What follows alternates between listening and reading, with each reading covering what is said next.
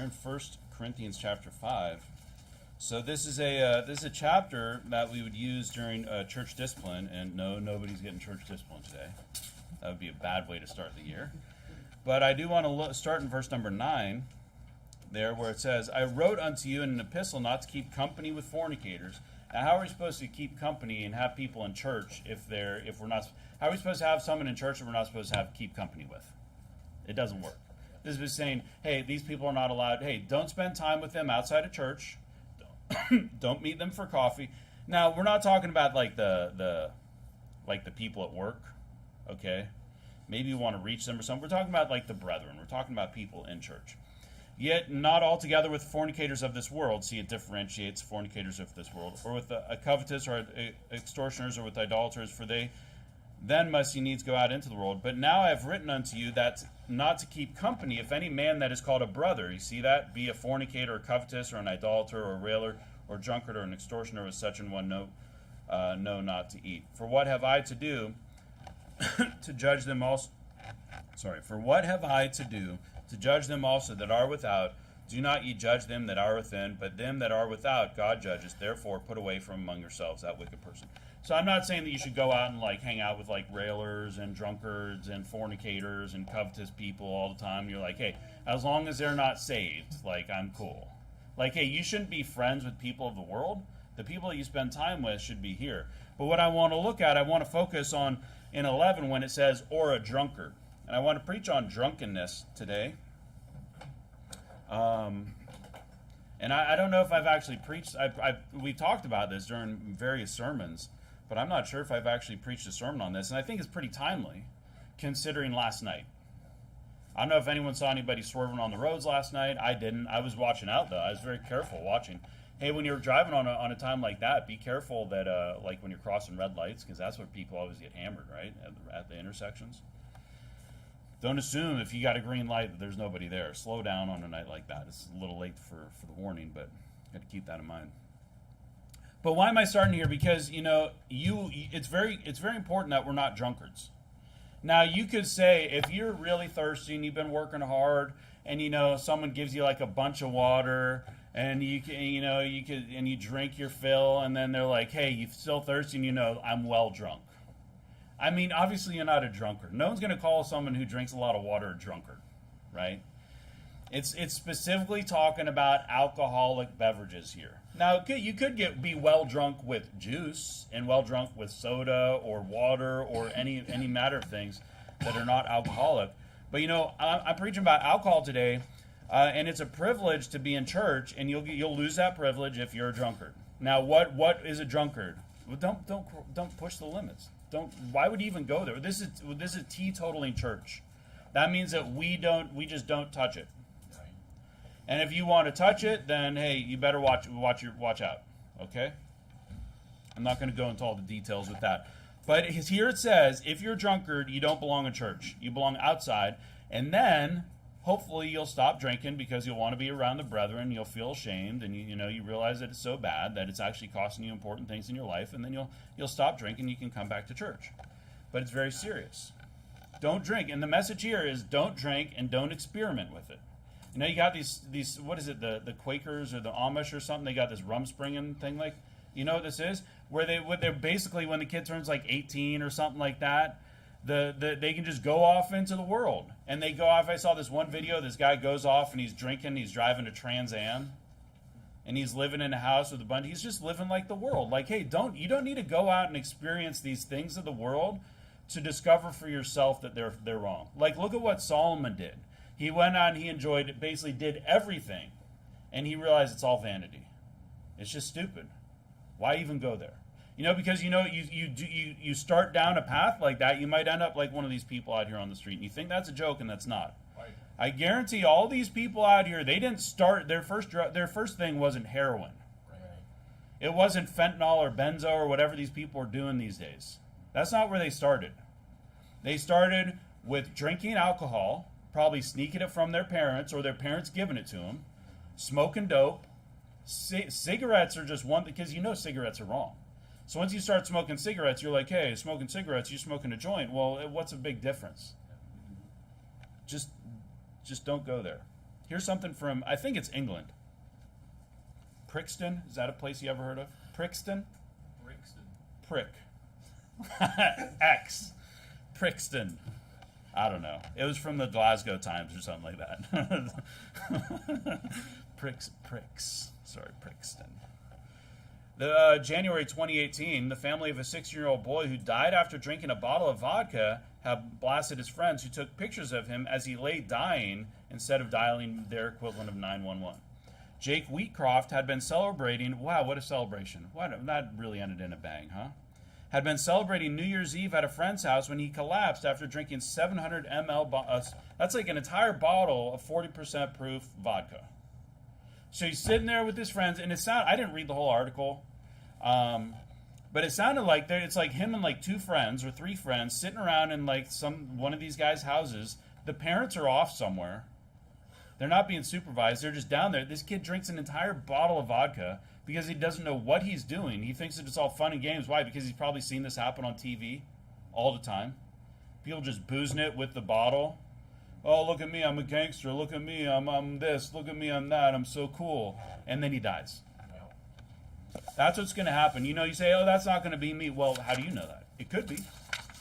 You could have one little sip and you'd be like, whoa, I don't feel anything. And then you're dead. You can go to Isaiah 65. So I'm gonna tell you guys that I used to drink, okay? Because I've not been saved. I did not grow up in a Christian home. I actually grew up, to be honest, I grew up in pretty much a teetotaling home.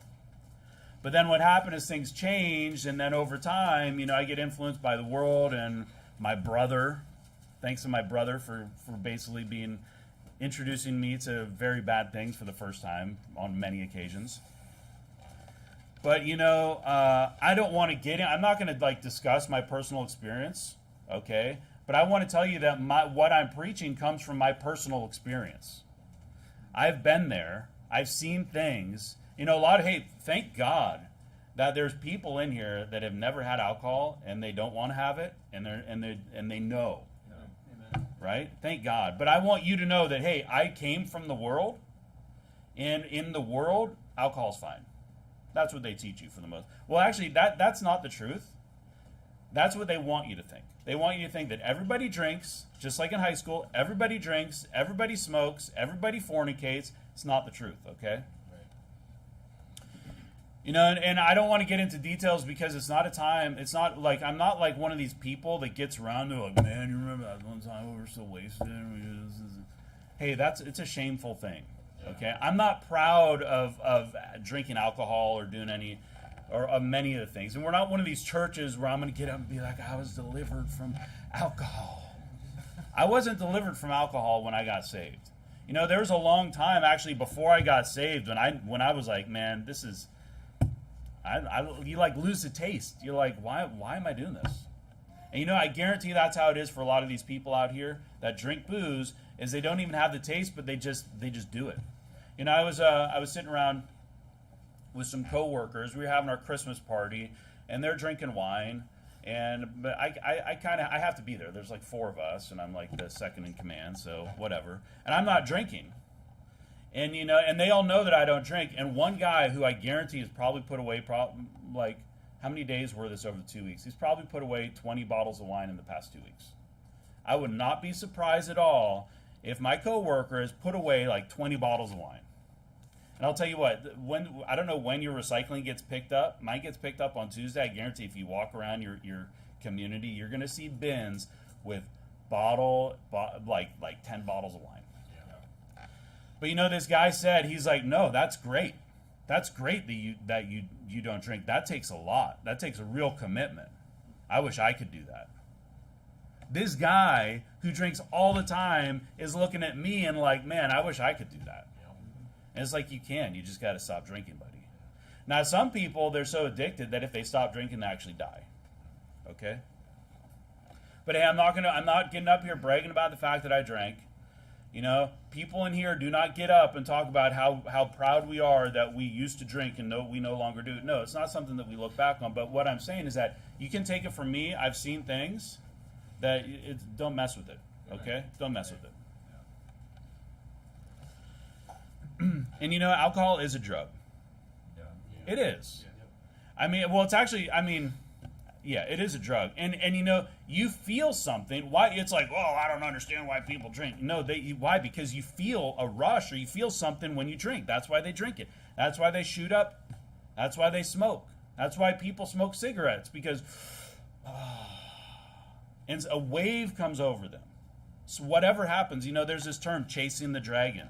It refers to the elusive pursuit of a high equal to the user's, they say user's first use of a drug, which after acclimation is no longer achievable. But you know what? There's also that time when the guy goes out to the bar and he has a drink and he's like, oh, and he feels like a little woozy, and then he's drinking the rest of the night trying to feel that again up until the point where he's lying in a gutter. Or if you're over in Edmonton, he's naked underneath a vehicle dying. That happened to Brother Mike C's friend. Yeah. He got so drunk that and what happens is hypothermia, you get like hot. Yeah. Guy started taking off all his clothes. He's so wasted, he goes underneath a vehicle and he freezes to death. Yeah. That's what alcohol leads to. Yeah. And that's what happens. People drink a little bit and they're like, oh, just one, and then they're like, wow, that's really nice. And then they keep drinking and this stuff doesn't feel the same. Isaiah 65:8 says, thus saith the Lord, as a new wine is found in the cluster. What is that? Where's the cluster found? It's found on the vine, right? As one saith, destroy it not, for a blessing is in it, so will I do to my servant's sake, that I may not destroy them all. Go to John 2. So I just want to make this point that in the Bible, wine refers to alcoholic beverage, and I don't care what they say that it was only 0.5% alcohol. Okay, I guarantee you that if they can make strong drink, that they can make strong wine. Okay? All it takes is a little bit of yeast or something like that. They can do that. Don't think that people are very resourceful. Don't think that all the wine was just like 0.2% alcohol or something like that. There was alcoholic wine that people got wasted on in the Old Testament. There's birds that eat like the rotten grapes in the field, and they get drunk and they like kill. I don't know what they do. They like fly into things and they get trapped and they fall over. Have you ever heard of this? Like crows like falling over, they can't even fly because they got wasted on grapes that are just like rotting and fermenting in their skins on the ground. Strong drink is booze, but this one says that new wine is found in the cluster. John 2:10, a great verse for the so-called Christians that just will not give up their drinking. Yeah. They love that Jesus turned water into wine. If you read the Bible, and we'll go through some things, God doesn't like alcohol. Amen. Okay, He's against it. It's like there's even this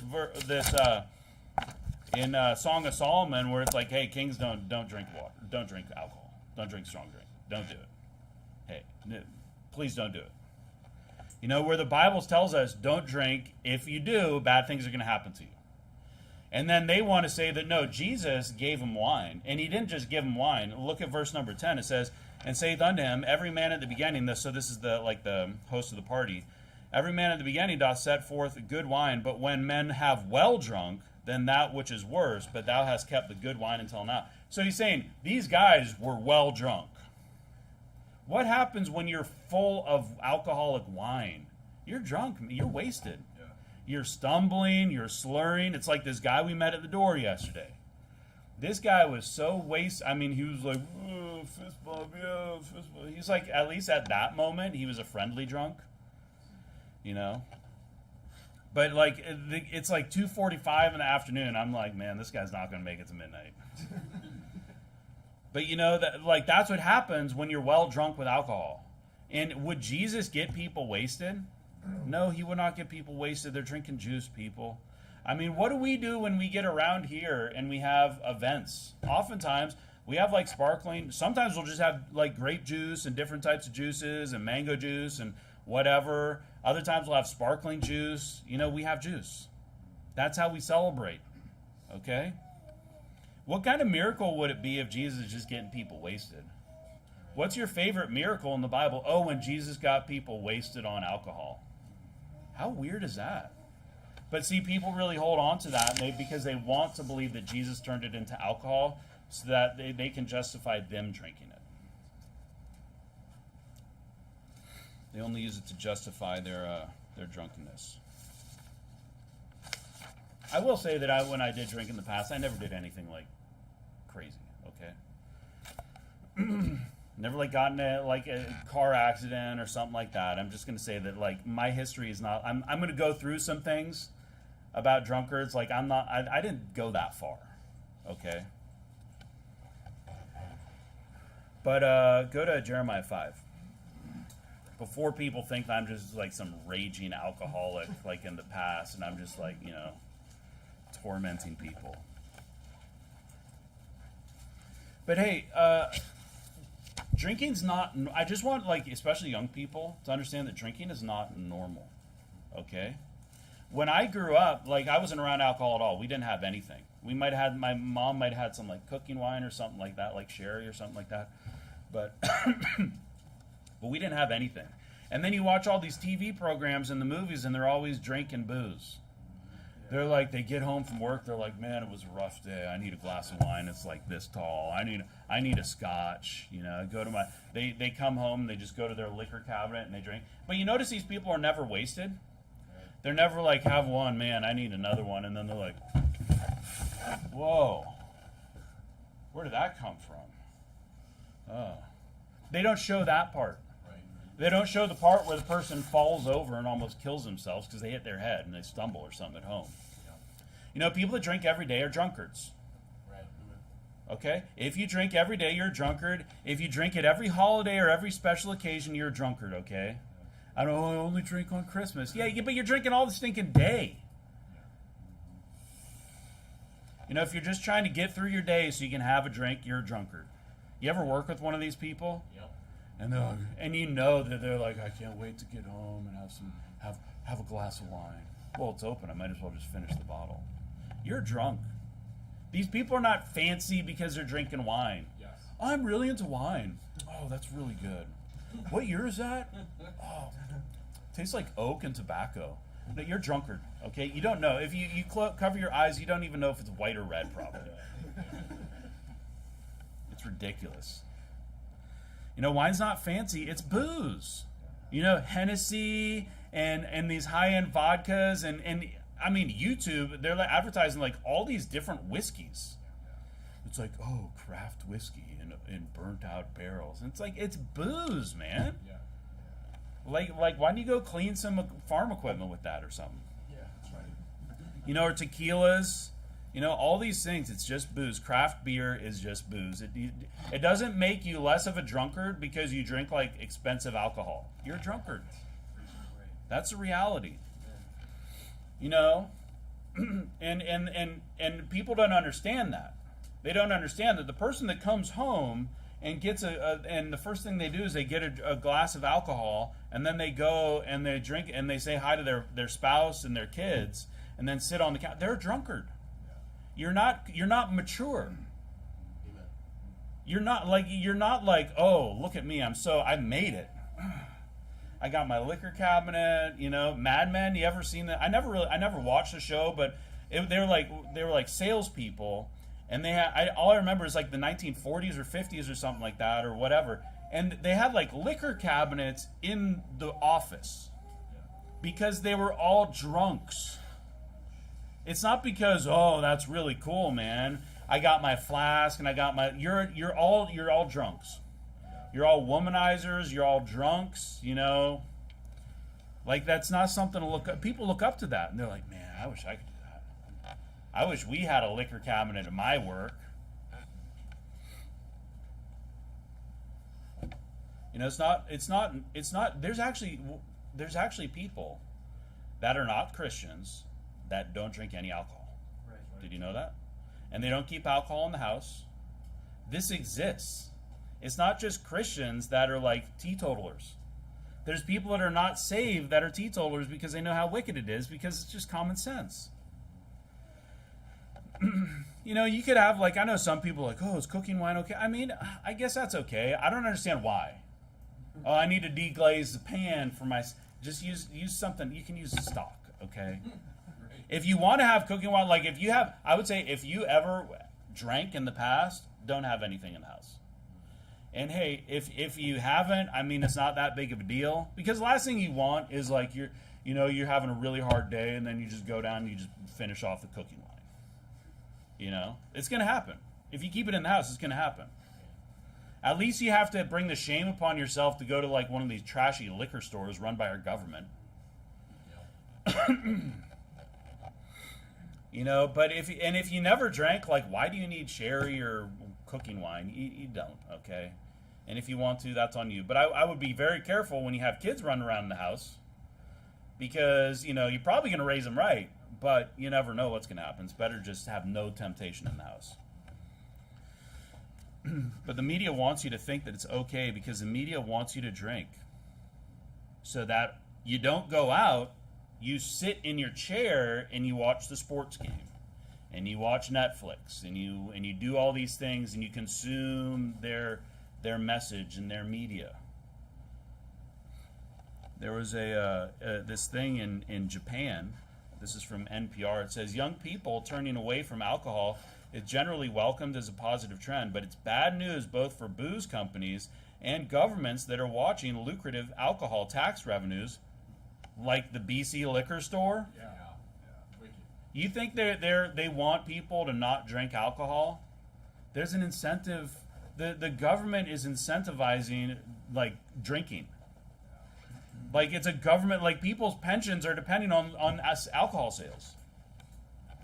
Watching lucrative alcohol tax revenues dry up along with the populace, Japan's national tax agency is clearly concerned. It's taken an unorthodox approach to try to get young Japanese adults to drink more in an online contest dubbed Sake Viva.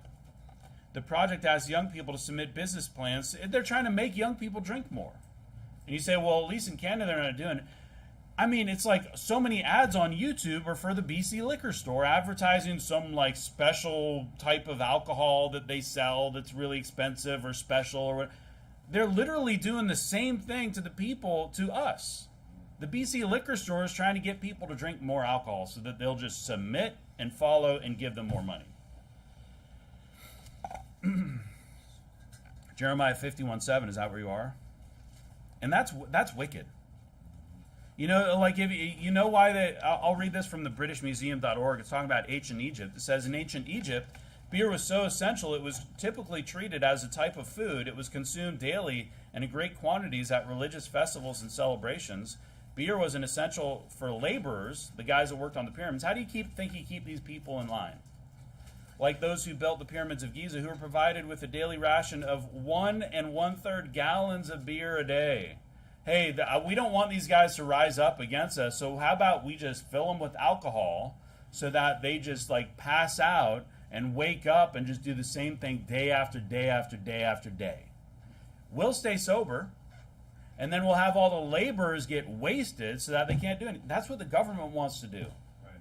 They want the populace to be high on marijuana, drunk, now high on mushrooms. Or if you prefer, you can get free fentanyl or heroin at some safe injection site. They want us to be subdued and dumbed down so that we just submit and follow. That's what they want. You think that they don't want? That's what they want. Jeremiah 51:7 says, Babylon hath been a golden cup in the Lord's hand that made all the earth drunken. The nations have drunken of her wine, therefore the nations are mad. The government wants you to drink. And it's going to just cause total chaos. Isn't that what we see in society today? Total chaos. Because people don't do anything. They go home and they drink and they do all these things. Go to Proverbs 23. Did you know that if you drink too much, you're going to die? Like that guy. He drank a bottle of vodka and he died. Now, I mean, if you drink how much milk do you have to drink to die? Like what do they say? Like a gallon. If you just chug like a gallon, it's going to be and then you're going to die. It's not because of the milk. You could drink like that much water and you would die. Like you just put that too much stuff, you get overloaded or something. Like a 700 ml, that's not that much. I could drink that right here, and I could like water. Give me a liter of water, I'll drink it in like 15 seconds, and I'll keep preaching. I'm fine. But 700 ml of vodka, that's going to kill you. Why? Because it's poison. Have you ever heard of cirrhosis of the liver? It's caused by chronic alcohol abuse, and the alcohol, as your liver processes it, the alcohol does damage to it, which you cannot repair. It's irreparable. It's like permanent damage. All you can do is just hope that if you stop drinking, then you'll get better. It won't get worse. And they call it alcohol poisoning because it's poison. It's literally alcohol poisoning, the Mayo Clinic says, is a serious and sometimes deadly consequence of drinking large amounts of alcohol in a short period of time. Drinking too much too quickly can affect your breathing, heart rate, body temperature, and gag reflex, and potentially lead to coma and death. It's poison. People are literally putting poison in their bodies. Proverbs 23:31 says, "Look not thou upon the wine when it is red, when it giveth his color in the cup, when it moveth itself aright." I would say that that's like fermentation. Okay? And at the last, it biteth like a serpent and stingeth like an adder. Now, what's a serpent or an adder have in it? It's got poison, venom. The Bible's saying that alcohol is poison, and the world says that alcohol is poison, yet people think that it's okay in moderation. It's actually good for my health. It's good for... I saw this one thing, it was like low to moderate consumption of wine. What's moderate? Like low is like a glass a day in the worlds, right? Because they're going to go by day. They're not going to look at it. Like, what's moderate? Like, good night. How is that helpful? How is it?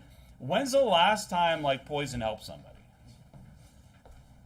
And here's the thing. If you're really because I was trying to find this stuff about the benefits of wine versus grape juice, and they're like, oh, it's fermented.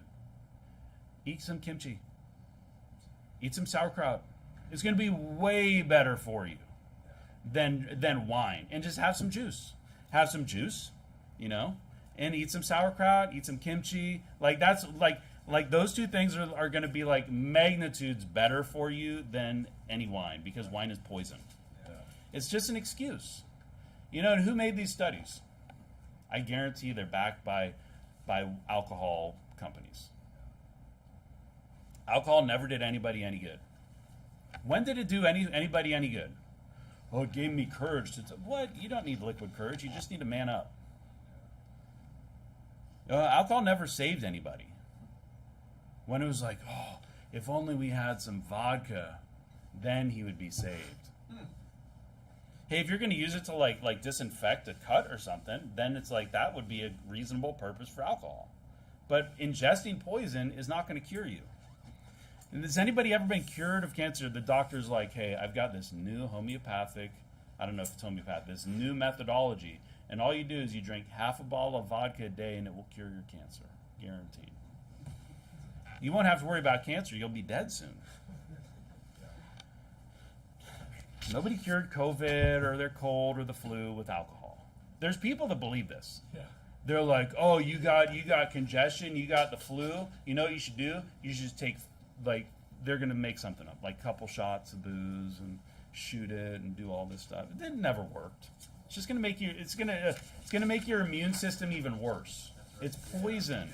Get some sleep. Drink water, have some chicken noodle soup, and go to bed.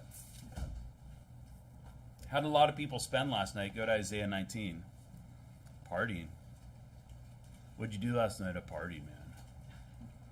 I was telling some guys, when I was in college, my brother was in a fraternity, and in a different university, and I was like, maybe I'll check out a fraternity, because I've never been the best at making friends, and I didn't meet anyone that I want to really be friends with. And I'm like, maybe I'll check it out, and I go up to this place, and this guy comes up and says, "You like to party?" And I'm like, yeah. It's what does that mean? Who doesn't like to have a good time? But what does this guy mean? Get wasted, get plastered, get faded. That's what he means. But you know what? There are households that are not Christian that sat around last night and played board games and talked and chatted, and caught up, and watched TV and watched for the ball to drop. And we're like, yay! And then they're they're on the East Coast, and then it's 11. They're like, I can't make it tonight. Let's just go to bed. And they didn't drink a drop of alcohol. There's worldly people that did that. But what do most people do? They drank. Like this guy yesterday. He was wasted at 2:45 in the afternoon. That's what they do. They just drink. You know, and then they smoke and they snort something. They'll shoot something up. You think they won't? Yeah, they will. There's people that do that. And then they drink some more, and then they get in a fight. You know, they get in a fight. They do something stupid, and they hurt themselves, right? They'll cut themselves. They'll do something. They'll hurt somebody else. You know, like that. I'm thinking, like, when we met this drunk guy yesterday, he had, like, all these little kids running around. I'm thinking he's really friendly now. But what happens in, like, a couple hours when he's not feeling good? And he starts yelling at those kids. And he starts yelling at his wife, and he starts yelling at the people, and then he starts hurting people because he couldn't control himself. And then they drink some more, and then they end up throwing up. Throwing up in a bucket, throwing up on themselves, getting vomit all in their hair, getting vomit all over the car, getting vomit all... You think that doesn't happen? That is a regular occurrence for people to drink. That is a regular thing. These people that go out and they're going to the club, oh, let's go to the club. Wow, that sounds like a lot of fun. You know what ends up happening at the end of the night? Someone's puking in an alley. Someone's getting mugged in an alley. Isaiah 19:14. The Lord hath mingled a perverse spirit in the midst thereof, and they have caused Egypt to err in every work thereof, as a drunken man staggereth in his vomit. This is like, and then he's just like walking in it. Good Isaiah 28. That's the end of that. If you're lucky, that's you when you go drinking. Yeah. If you're lucky, because if you're unlucky, you end up dead. You end, or worse. Isaiah 28:7. But they also have erred through wine, and through strong drink are out of the way. The priest and the prophet have erred through strong drink. They are swallowed up of wine. They are out of the way through strong drink. They err in vision. They stumble in judgment. For all tables are full of vomit and filthiness, so that there is no place clean. You know, we went to this house yesterday, and it was just all this garbage. You know that one that had the car in the front? It's just like garbage. Everyone, like, busted chairs in the front, and like just trash everywhere. I'm thinking, what? Probably an alcoholic lives here. Why? Because they don't have time to do everything. It's just a complete mess. They get wasted and just start breaking things, and they don't care, and they just throw it around. Jeremiah 48:26, I'll just read it. Says, make ye him drunken, for he magnified himself against the Lord. Moab also shall wallow in his vomit, and he also shall be in derision. That's what's going to happen. Oh, you say, hey, let's go out and have some fun, let's go drink. You know, you're going to end up wallowing in your vomit, someone else's vomit. You're going to have vomit on you. You're going to be around vomit. Yeah. Okay? And then what happens? They vomit, and then they drink some more, and they pass out, or they blacked out. And there's a difference between those two. Okay? Because there's actually this thing. When people black out, do you know what happens? They keep walking around. Yeah. They keep interacting and talking and doing things, and they don't know what... They're not aware. That's right. So what happens is I'm drinking, and I'm drinking, and I'm drinking, right?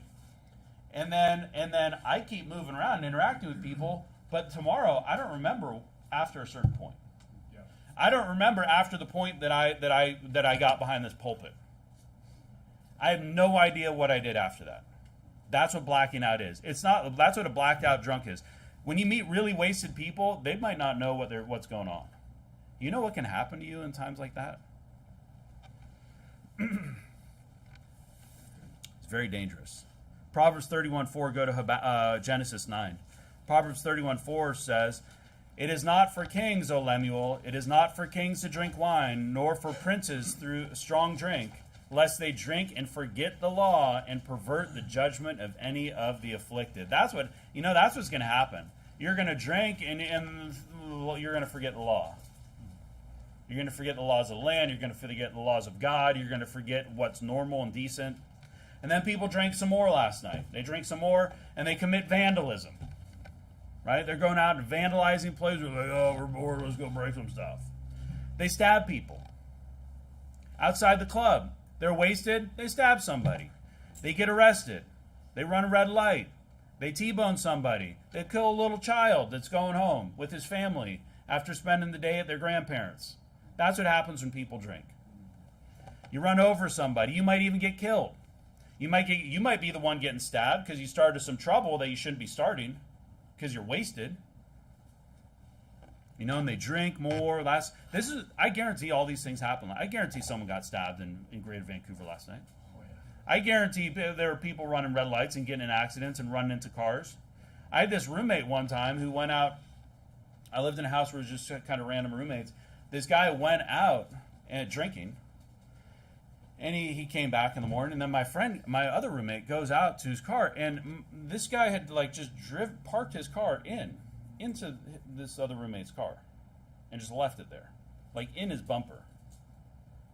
This guy was driving on the road, folks. When you're this is one thing you need to understand. When you're driving on the highway, it doesn't matter what time it is. There's drunk people out there. And these people cannot handle themselves, okay?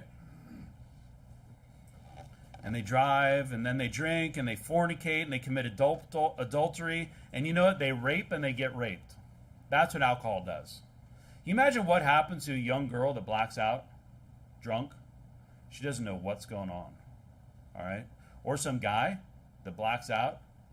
You don't know what's going to happen to you, my friend. Oh, hey, I'm a man. No, nothing's going to happen to me. Well, Habakkuk 2:15 says, "Woe unto him that giveth his neighbor drink, that puttest thy bottle to him, and makest him drunken also, that thou mayest look on their nakedness." This is the guy giving the girl booze, the guy giving a man alcohol, so that they can take advantage of them. That's what happens, okay? It lowers inhibitions, you forget the law, and then there's going to be wicked people that are going to use that as a method to take advantage of people. And you think, it's just one drink at home alone. Well, you're a drunkard if you're drinking alone at home, okay? And Genesis 9 is another story there. 9:20 says, "And Noah began to be an husbandman, and he planted a vineyard, and he drank of the wine and was drunken, and he was uncovered within his tent. And Ham, the father of Canaan, saw the nakedness of his father, and told his two brethren without. And Noah awoke from his wine, and knew that what his younger son had done unto him. And he said, Cursed be Canaan, a servant of servants shall he be unto his brethren." What did his son do to him? I'd rather not know. I don't even want to think about what Ham did to his father when his father was naked. Sounds perverted to me. That's what's going to happen. People are going to take advantage of you, and you're blacked out. You might not even ever know what happened to you. You might have been defiled, and you have no idea. And how are people spending today? Go to Proverbs 23. Unimaginable headaches. Like you think you've had a bad headache. Like a really intense hangover headache is just I got some things here. I got some memes. I'm not going to put these up in the closet though. And before, these are like funny, but I want you to see the theme behind these, because this is the reality that it expresses. Like this. It's Barney. What does it say? First drink of the night, you're having a great time, versus the next morning. That's how people feel. And people look at that and they're like, oh, seriously. Do you want to ever, I know this is a joke, but do you want to ever look like this? Do you ever want to wake up in the morning and that represents you, and you can be like, wow, that's how I feel today? It's silly, but it's true. Let's look at this stuff. I got more here. Maury Povich. Last hangover, you said you were never drinking again. Tonight's events prove that to be a lie. That's another underlying theme in all these things. People drink, and the next day they swear that they'll never drink again. I'm never going to do that again. I'm never going to do that again. Why do they do that? Because it's terrible. Because it's not worth it. I mean, if you're counting the cost, it's not worth the cost. Look at this one. Not sure if hungover or dying. People literally will be... There's another one in here.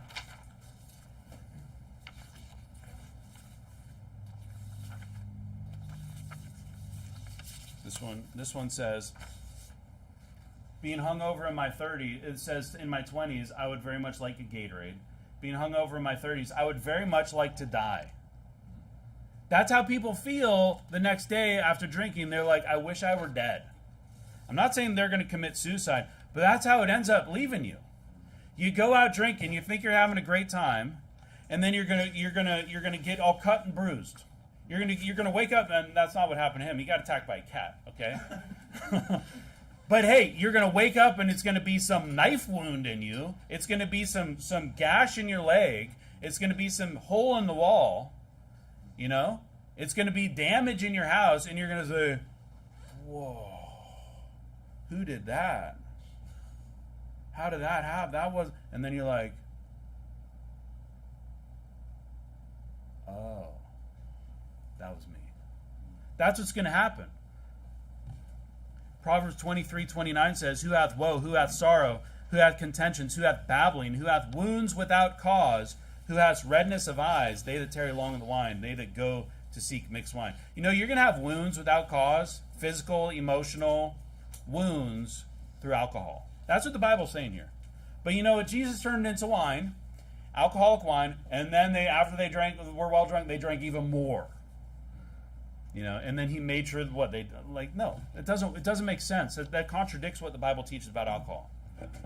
You know, people actually see visions. I remember my friend was telling me one time that he said when he would go to sleep after drinking a lot, he would actually hear voices. You know, they call it spirits for a reason, right? They call it spirits for a reason. He would actually it was like there were voices in his room as he's falling asleep. How creepy is that? That's what alcohol does. Oh, it's harmless. It's good for the health in moderation. No, it's poison. And if you drink so much, when you try to go to sleep, you're going to be spinning like this, feeling like you're in a free fall, hearing voices talking to you, like mumbling. It's like you can imagine it's like you're at a campfire and there's like wolves around you. That's like the voices around you. They're just like surrounding you. You can't see them, but you can hear them. You know, wishing they were dead from pain. Seriously, wondering this is what people that party last night are doing. They're wondering what they did. Yeah. Dude, how did we get there? How did I get home? How did we get home last night? That was crazy. No, it was drunkenness. There are people waking up today wondering who the person next to them is. Wondering how many diseases they have, if any. Wondering, where am I? Whose house is this? You know, there's this guy in college, and he was like traumatized because he went out drinking one night, and he had like his backpack with all school books. School books in university are expensive. Okay, probably had like $600 in books or something like that. This is 20 years ago, so you know, inflation. And textbooks, they're like $100 each. Sometimes they're like $150 each. And he got so drunk one night, he woke up in the backyard of somebody's house, and he lost all of his books. And he was terrified. He had no idea how he got. It wasn't like somebody's like he was hanging out at their house. It was like he ended up in some random house in the backyard. Imagine what could have happened to him. I mean, there's human trafficking going on around here, okay? And they're not just looking for young girls. They'll probably take anybody. And if they find you in the alley somewhere, you know, if the wrong people find you, they'll just snatch you up and do whatever they do. You know, there's going to be people that wondering if they did anybody harm. And then they're going to go out to their car and they're going to see the whole side is just tore up. You know, they're going to be wishing that they stopped drinking sooner. And they're going to be like this one. They're going to be praying to God. They're going to be, please God, cure my hangover, and I promise I'll never drink again. And then it says, also, please forgive me in advance for lying about never drinking again. But that's the moment that they're in. In that moment, what happens is that they say, I never want to drink again. Please. Please. And then what happens? That just like the pull of the world and the inability to say no causes them to just go out and like, it's like a dog returning to its vomit. Now they're going to be wishing they had gone home early. They're going to be wishing they hadn't got into that fight with their, you know, some random person or their spouse or their child. Wishing they hadn't said something to the people that they love. And you know they're going to be full of regret and full of shame. That's what these people that drank last night, they're waking up this morning and they're like this. I'm never drinking again. Oh, look, more whiskey. That's what they're saying. They're like, I will never drink again. And then their friend comes up and is like, hey, man, how's that? And they're like, well, whatever. and just keeps going on, keeps going on.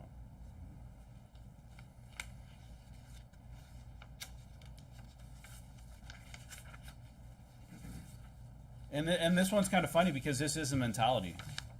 It says, you have a terrible hangover? Go and tell me about how you're never going to drink again. Seriously. That's what every person that's hungover this morning is thinking. I'm never going to do that again. I'm never going to do that again. Or they're returning to the alcohol already.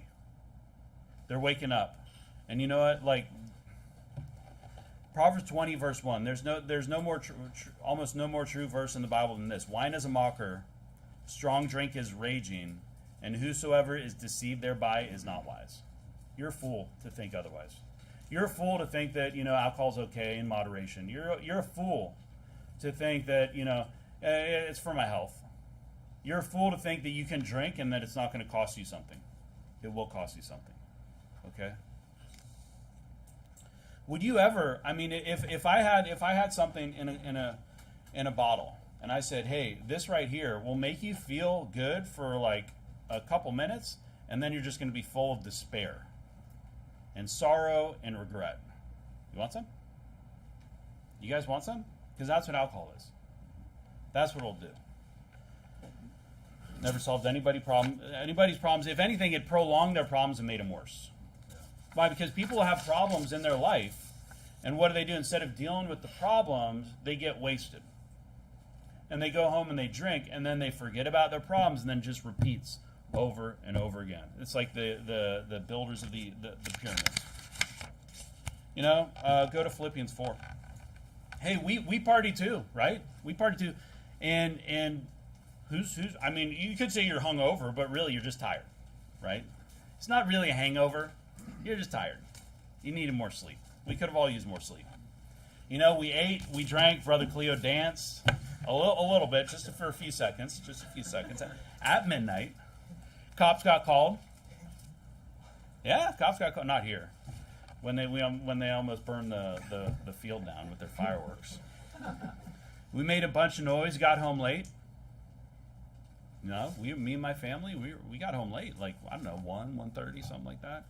Because after we sang, we went here, these guys had some fireworks, and so we go over to the park over here, and we start setting some stuff off. And then, like, one of them literally went sideways. It was shooting stuff out. The first one went up, second one went this way, third one went that way, one went up, one almost hit the ladies. I don't know how close it got, but I was like, whoa, this is crazy. But then, you know what? I went home and I wrote the sermon. Why? Because I was sober. Right. These people, they go home and they're blacked out and they're eating they're just taking things out of the refrigerator and just just cooking this. It's like a magic potion. They don't know what they're doing and they're just consuming and just passing out and I was able to go home and I was able to write a sermon. Okay, why? Because I came here and I had a lot of fun and I ate some good food and I drank some good stuff and then I drove home safely. Protecting myself from the potential drunkards out there. And hey, not just the drunkards, but the people that are high on drugs. Because they go hand in hand, right? They go hand in hand. The people that are drinking, they're smoking weed, they're snorting cocaine, because cocaine's really fancy drug. That's it. Because if you have money, marijuana isn't really enough, we need to get, good stuff. So that's what they're going to do. They're going to get into, cocaine. These people are just driving around. I protect my family. I get them home. And then I'm I could wake up really early in the morning. I can do this. Or while I'm already awake, I could just finish this thing off. I might be tired, but I don't wish I was dead. I'm not waking up oh, please, I'll never do it again. Oh, I'll never. I'll probably do it again. If people want to hang out here till after midnight on New Year's Eve, then, I guess that's just what happens. It's better here than somewhere else. And I don't want to underemphasize how terrible these people feel. The reason I showed you those things is because that's how the world feels. They wish they were dead. They're full of regret the next morning. That's why if you show these to people that went partying last night, they're seriously, dude, that's how I feel right now. I'm never gonna drink again. And then around Now they're going to go out and they're going to have, like, what's that, Bloody Mary? What, you got Caesars or something here? It's like clam juice? It's like, who put clam juice in a drink? What's wrong with Canada? What's that? Yeah, celery stick. They put like hot sauce and like Tabasco sauce, and it's like, what are you doing? Isn't it nice that we can have fun and we don't, hopefully didn't offend too many people. But we know what we said and we know what we did, and we don't have like major regrets. And the next day, like, we're not like, oh man, what did I do last night? You know what you did last night. Philippians 4:4 says, rejoice in the Lord always, and again I say rejoice. I mean, how can you rejoice in the Lord when you're boozing it up, getting wasted, drinking spirits? You can't. You can't do that. Go to 1 Peter 5.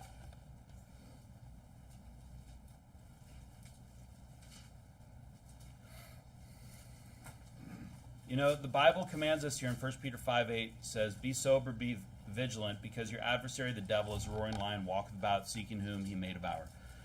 We're commanded to be sober because we've let up our guard. If we kind of lose ourselves, we forget the law and we forget these things, even just like one little thing. I guarantee, if you've not had alcohol your entire life and then you're like, maybe I'll just try, I guarantee something terrible is going to happen. I wouldn't even go there. Or use some other substances that cause us to forget things and lose ourselves. Satan sees it as an opportunity. That's why he wants this out there. Because you know what? This guy can't get saved like the guy that we talked to, not this guy in the front. The guy that we talked to yesterday that's wasted cannot get saved. Drunks cannot get saved. People that are high cannot get saved. I mean, you can prove me wrong, but I've never met anyone. They're just like, they can't understand things. They're all over the place. Yeah. Satan wants everybody under the influence of something so that they can't be under the influence of the Holy Spirit. Yeah. So that they can't receive the words that we're preaching. That's why. Because here's the thing. These people that get wasted, it's just an opportunity for Satan to take advantage of them. So don't drink. We're teetotal. Now you could toe the line and you get to have a drink here, one drink there, and you're out with your friends, like some friends, and I mean, I might not kick you out of church, but woe unto you. I mean, it's going to be a slippery slope. So then something's going to happen. You're going to be like, oh man, I feel really down in the dumps. So I've had a really bad day. So I'm just going to have, instead of having one, I'm going to have like 6 or 8, and then maybe you'll die. Maybe you'll get behind the wheel. Maybe you'll run over somebody. Who knows? I wouldn't even want to go there. Okay. Drunkenness wastes your time. It wastes your money. It's like cigarette smoking. How much money do these people have? How can you afford to spend what's a can of like cheap beer is like $2 or something like that. It's like they advertise these things on like the liquor store. It's like 24-pack for like $36. You're like, dang. Like, because a guy that buys a 36-pack of beer is not drinking one. He's drinking like 6. He's drinking like 8. He's sitting in his chair, and then he's drinking until he passes out. Like, these people are consuming, like, a bottle of wine. I don't know how much a bottle of wine is, but it's probably like $10 minimum. Higher? Because they got taxes, $15, $20. You imagine going through one of those a day? Think about that. Like, 350 approximately times $20. That's like $7,000. That's what like your average guy is. Your average worker on the job site that goes out drinking frequently. He's spending like thousands of dollars a year. Yeah. And these people that like buy the fancy stuff, they're spending like $10,000. Can you imagine like, hey, what are we budgeting for booze this year? Let's cut back to $12,000 this year. There's going to be people like that. Like you hear Johnny Depp. Johnny Depp apparently spent like tens of millions of dollars on wine. Like I don't know details. He spent like a crazy amount of money on like consuming wine. Because hey, if you're rich, I mean $1,000 on a bottle of wine. Yeah, exactly. She probably consumed it all. Yeah. Oh, you had to because of her. Yeah. But I'll tell you what, I can't believe how much people spend on this. Like my coworker, like I guarantee at least a bottle a day. So over 2 weeks off, he's going to spend like $400 on wine. $500. It's crazy. And you know, joining wineries, my dad and my stepmom did this. Because after my mom died and he got remarried, we were no longer a teetotaling house. Okay? And they would join wineries and they took wine tasting classes. And it's like, you're drunkards. You're not fancy. Like, it doesn't make you fancy to just drink booze. Waste your time, it wastes your money, puts crazy thoughts in your head. Okay? Oh man, I'm gonna go jump over that ravine. I'm gonna go all the people that die, like when they're drinking, doing stupid stuff, pranks and things like that, getting in fights, picking fights. You know, it can cause you to be exposed to all kinds of perverted wickedness. I mean, honestly, do you think the Sodomites were sober? Do you think the Benjamites in Judges 19 were totally sober? Like, seriously. What happens on all these parades that go on downtown? These so-called pride parades. You think they're all like 100% sober? Those people are wasted. Hand in hand. Perversion and like alcohol, hand in hand. What are these guys? They want to get drunk and go to clubs so that they can take advantage of I would say girls, but it's also boys these days, isn't it? It's boys these days. You know, being a drunk will get you kicked out of church, but even worse, it can bring you disease and heartache and a life full of regret. Because it might not just be tomorrow. Because what about that guy that was driving his car? He was driving, he was drunk, and he hits that family and kills that kid and kills his friends. You think that this is a rare occurrence? It's not a rare occurrence. And then he survives only to live with that for the rest of his life. That regret of killing that innocent child and killing his best friend or his brother or his sister or whatever it is. That's what can happen in a moment, just like that. Some crippling injury or maybe you're just going to be defiled. Maybe you're just going to end up on the street. Because you're going to think that one little drink is okay, but then someone slips something into that drink and then it just spirals down and now you're in a container shipping off to some other country. You think that's silly? I mean, it's pretty extreme, but that's happened, okay?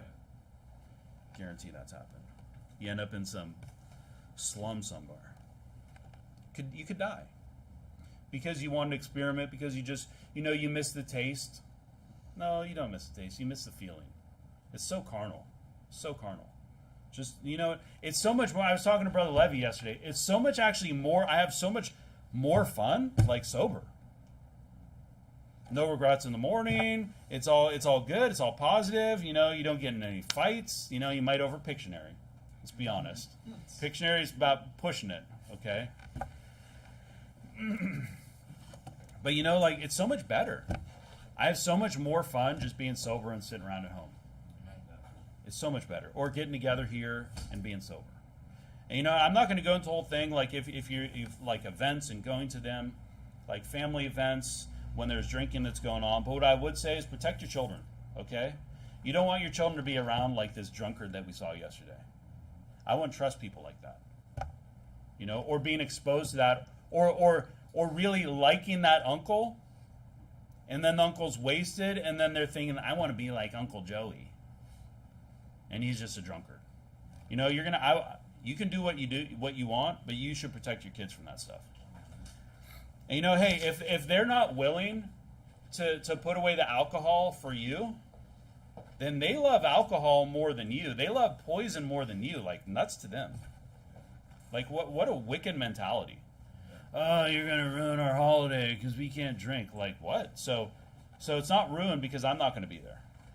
It's ruined because you just can't put poison in your body. Like, what a selfish thing.